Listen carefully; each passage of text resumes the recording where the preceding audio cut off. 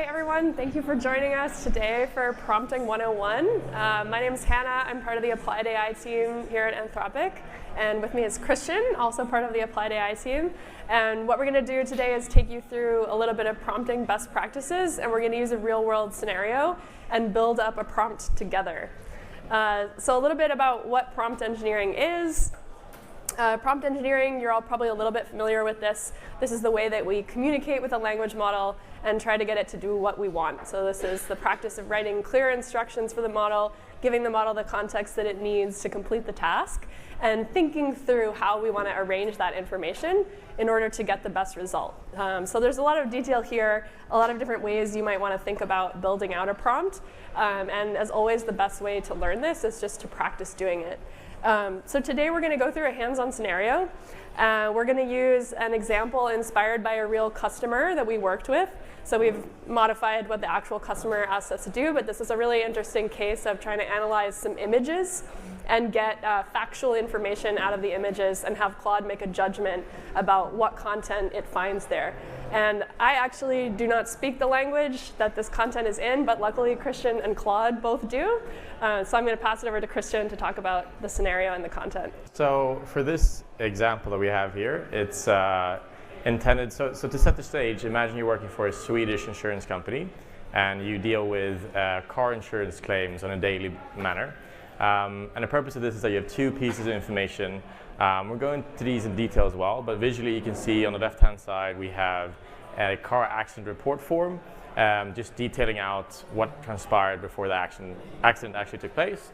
And then finally we have a sort of human-drawn sketch of how the accident took place as well. So these two pieces of information is what we're going to try to pass on to Claude. And to begin with, we could just take these two and throw them into the console and just see what happens. So if we transition over to console as well, we can actually do this in a real manner. And in this case here, you can see we have our shiny, beautiful Anthropic console. We're using the new Claude 4 solid model as well. In this case, setting temperature to 0 and having a huge max token budget as well is just helping us make sure that there's no limitations to what Claude can do. In this case, you can see I have a very simple prompt, just setting the stage of what Claude's supposed to do. In this case, mentioning that this is intended to review an accident report form, and eventually also determine what happened in an accident and who's at fault. So you can see here with this very simple prompt, if I just run this, let me go to preview, we can see here that Claude thinks that this is in relation to a skiing accident that happened on a street called Köpmangatan. It's a very common street in Sweden. And in many ways, you can sort of understand this innocent mistake in the sense that in our prompt, we actually haven't done anything to set the stage on what is actually taking place here. So this sort of first guess is not too bad, but we still know there's a lot of intuition that we can bake into Claude. So if we switch back to the slides, you can see here that in many ways, prompt engineering is a very iterative empirical science. In this case here, we could almost have a test case where Claude is supposed to make sure it understands it's in a car or a vehicular environment, nothing to do with skiing, and in that way you iteratively build upon your prompt to make sure it's actually tackling the problem you're intending to solve. And to do so, we'll go through some best practices of how we at Anthropic break this down internally and how we recommend others to do so as well. So we're going to talk about some best practices for developing a great prompt. First, we want to talk a little bit about what a great prompt structure looks like. So you might be familiar with kind of interacting with a chatbot, with Claude, going back and forth, having a more kind of conversational style interaction. When we're working with a task like this, we're probably using the API, and we kind of want to send one single message to Claude and have it nail the task the first time around without needing to kind of move back and forth. So the kind of structure that we recommend is setting the task description up front. So telling Claude, what are you here to do? What's your role? What task are you trying to accomplish today? Then we provide content. So in this case, it's the images that Christian was showing, the form and the drawing of the accident and how they occurred. That's our dynamic content. This might also be something you're retrieving from another system, depending on what your use case is. We're going to give some detailed instructions to Claude, so almost like a step-by-step list of how we want Claude to go through the task and how we want it to tackle the reasoning. We may give some examples to Claude. Here's an example of some piece of content you might receive. Here's how you should respond when given that content. And at the end, we usually recommend repeating anything that's really important for Claude to understand about this task. Kind of reviewing the information with Claude, emphasizing things that are extra critical, and then telling Claude, OK, go ahead and do your work.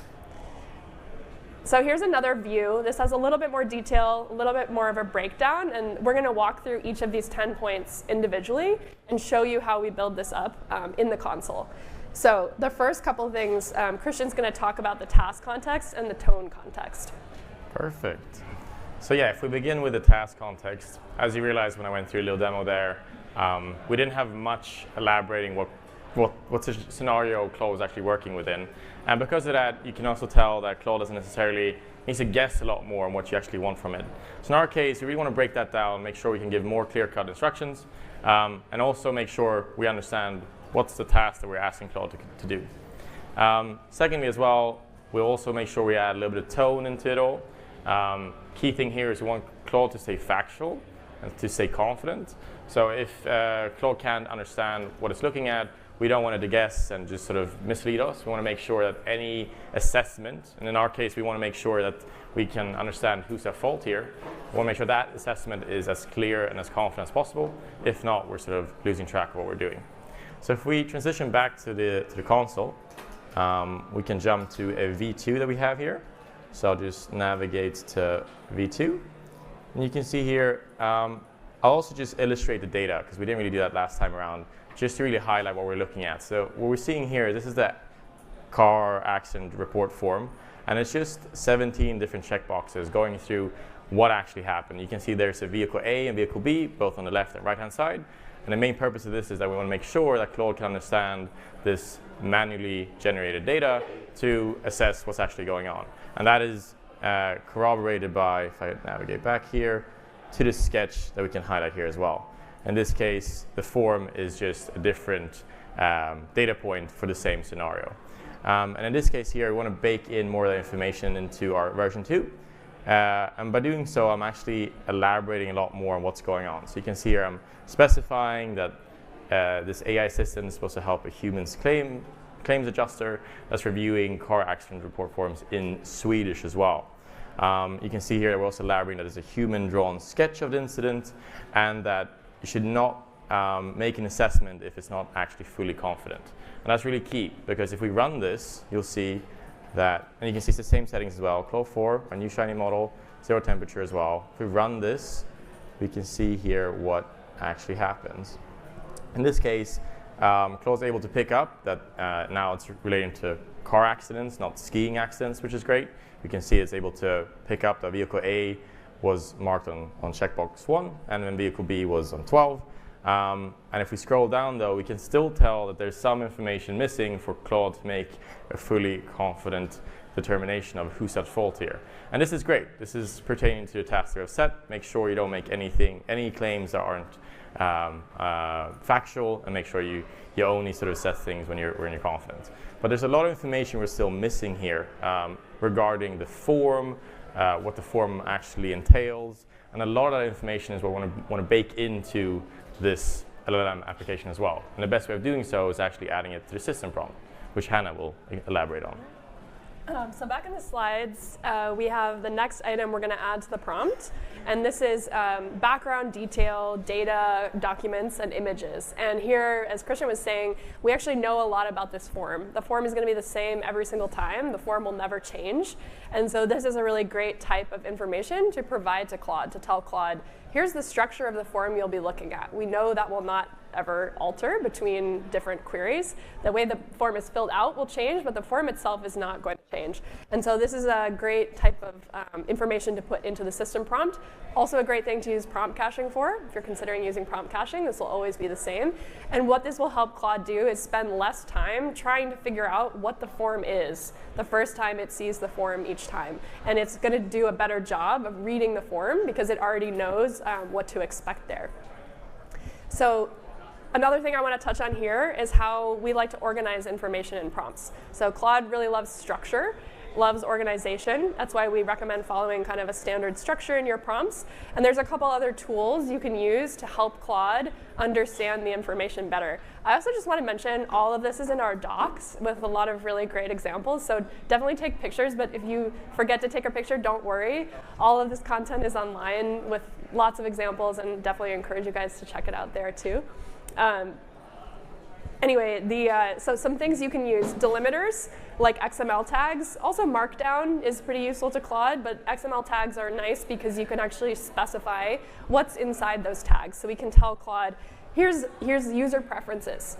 Now you're going to read some content, and these XML tags are letting you know that everything wrapped in those tags is related to the user's preferences, and it helps Claude refer back to that information, maybe at later points in the prompt.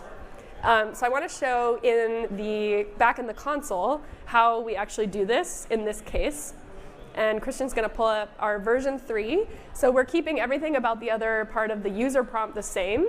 And we've decided, in this case, to put this information in the system prompt. You could try this different ways. We're doing it in the system prompt here. And we're going to tell Claude everything it needs to know about this form. So this is a Swedish car accident form. The form will be in Swedish. It'll have this title. It'll have 2 columns. The columns represent different vehicles. We'll tell Claude about each of the 17 rows and what they mean. You might have noticed when we ran it before, Claude was reading individually each of the lines to understand what they are. We can provide all of that information up front. And we're also going to give Claude a little bit of information about how this form should be filled out. This is also really useful for Claude. We can tell it things like, humans are filling this form out, basically. So it's not going to be perfect. People might put a circle. They might scribble. They might not put an X in the box. There could be many types of markings that you need to look for when you're reading this form. We can also give Claude a little bit of information about how to interpret this or what the purpose or meaning of this form is. And all of this is context that is hopefully really going to help Claude do a better job analyzing the form. So if we run it, everything else is still the same. So we've kept the same user prompt down here. Oh, your scroll is backwards from mine. You have the same user prompt here, still asking Claude to do the same task, same context. And we'll see here that it's spending less time. It's kind of narrating to us a little bit less about what the form is because it already knows what that is, and it's not concerned with kind of bringing us that information back.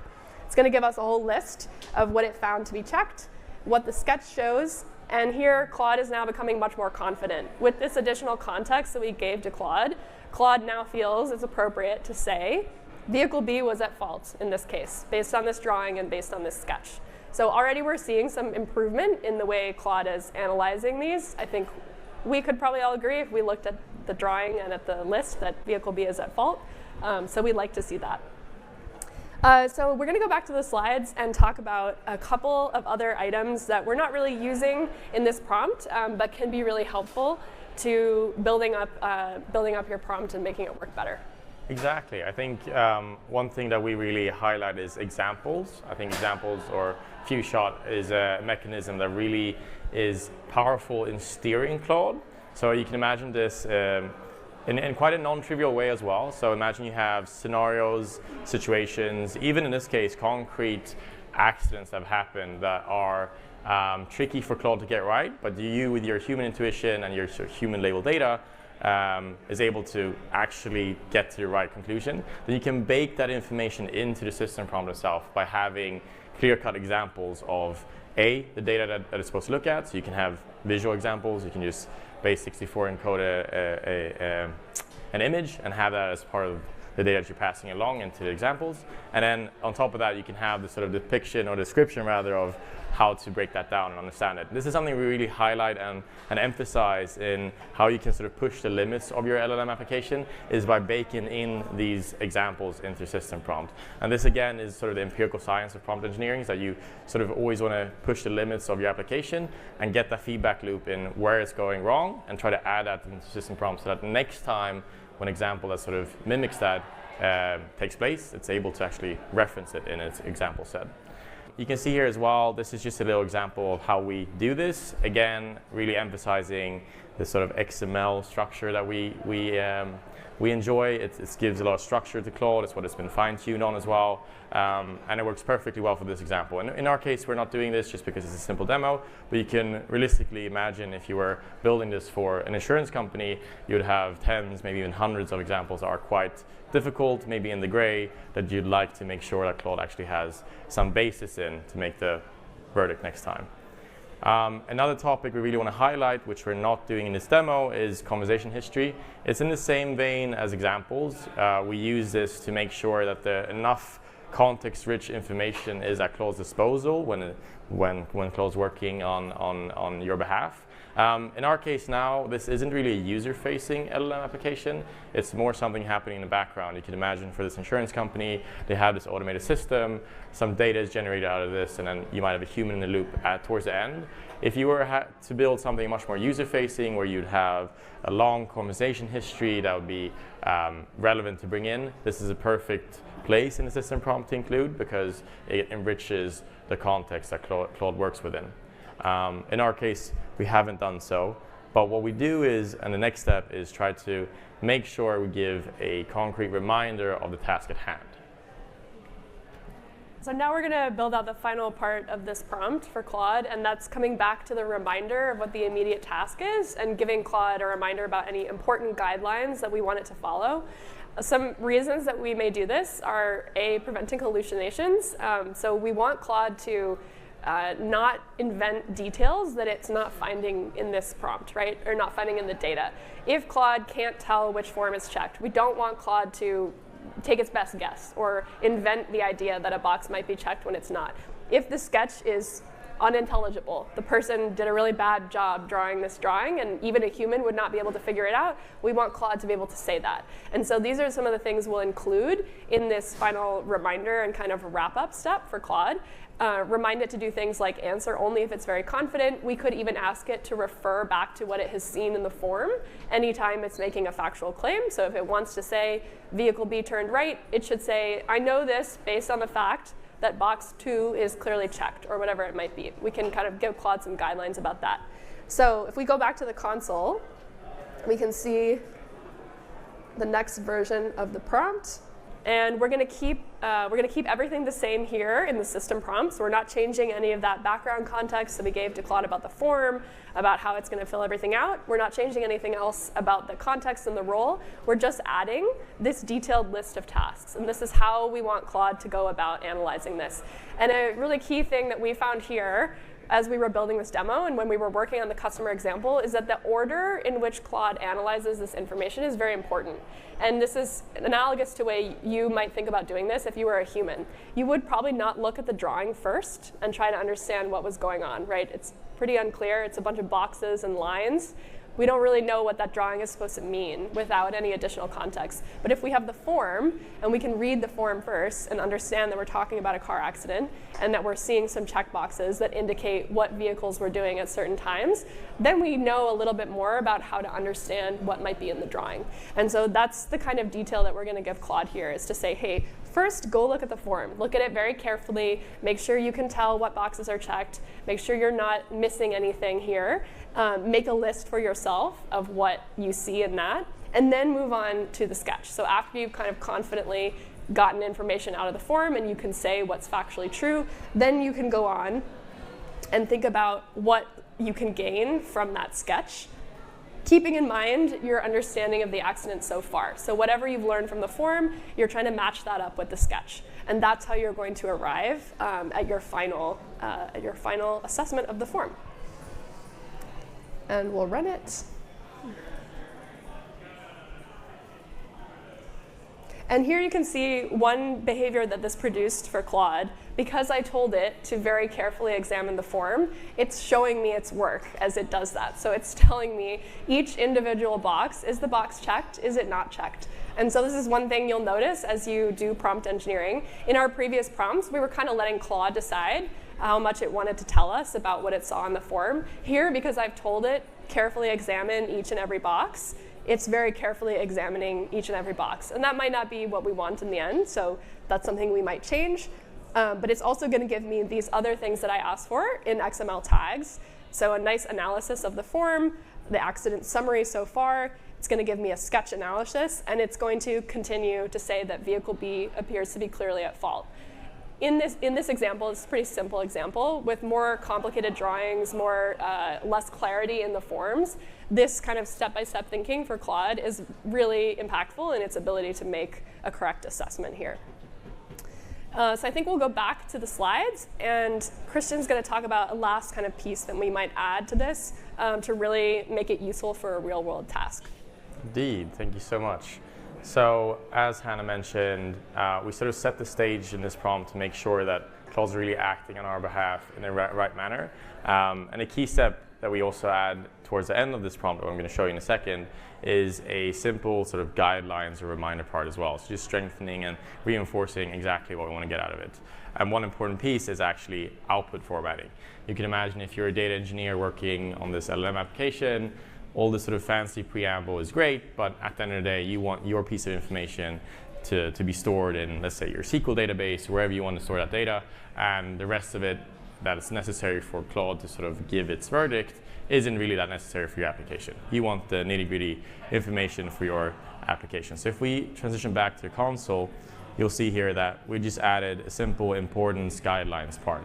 And again, this is just reinforcing the sort of mechanical behavior that we want out of Claude here. We want to make sure that the summary is clear, concise, and accurate. We want to make sure that nothing is sort of impeding in Claude's assessment, apart from the data it's analyzing. And then finally, when it comes to output formatting, in my case here, I'm just going to ask Claude to wrap its final verdict. All other stuff I'm actually going to ignore from my application and just look at what it's actually assessing. And that is, I can use this if I want to build some sort of analytics tool afterwards as well, or if I just want a clear-cut determination, this is a way I can do so.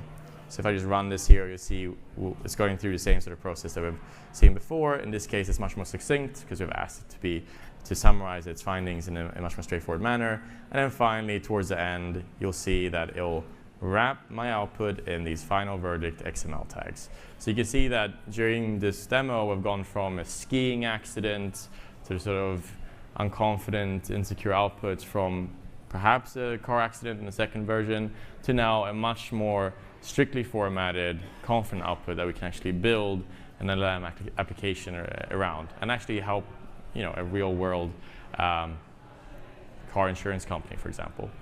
Finally, if we transition back to the slides, another key way of shaping Claude's output is actually putting words in Claude's mouth, or as we call it, pre-filled responses. You could imagine that parsing XML tags is nice and all, but maybe you want a structured JSON output to make sure that it's JSON serializable and you can use this in a subsequent call, for example. This is quite simple to do. You could just add that Claude needs to begin its output with a certain format. This could be, for example, a open squarely bracket, for example, or even in this case that we see in front of us, this would be an XML tag for itinerary. In our case, it could also be that final verdict XML tag. And this is just a great way of, again, shaping how Claude is supposed to respond without all the preamble if you don't want that, even though that is also key in shaping its output to make sure that Claude is reasoning through the steps that we wanted. So in our case here, we would just wrap it in the final verdict and then parse it afterwards. But you can use prefill as well. Now, finally, one step that I would like to highlight here as well is that both Claude 3.7 and especially Claude 4, of course, is a sort of hybrid reasoning model, meaning that there's extended thinking at your disposal. And this is something we want to highlight because you can use extended thinking as a crutch for your prompt engineering. Basically, you can enable this to make sure that Claude actually has time to think. It adds this thinking tags and the scratch pad. And the beauty of that is that you can actually analyze that transcript to understand how Claude is going about that data. So as we mentioned, we have these checkboxes where it goes through step-by-step of the scenario that transpired for the accident. And in many ways there, you can actually try to help Claude in building this into the system prompt itself. It's not only more token efficient, but it's a good way of understanding how these intelligent models that don't have our intuition actually go about the data that we provide them. And because of that, it's quite key in actually trying to break down how your system prompt can get a lot better. And with that said, I think I'd like to thank all of you for coming today. We'll be around as well, so if you have any questions on prompting, please go ahead. I know there's a prompting. If you want to learn more about prompting, in an hour we have prompting for agents. And right now we have an amazing demo of Claude Plays Pokemon, so don't go anywhere for that. And as Christian said, we'll be around all day, so I know we didn't have time for Q&A in this session, but please come find us if you want to chat. And thank you guys for coming. Thank you so much.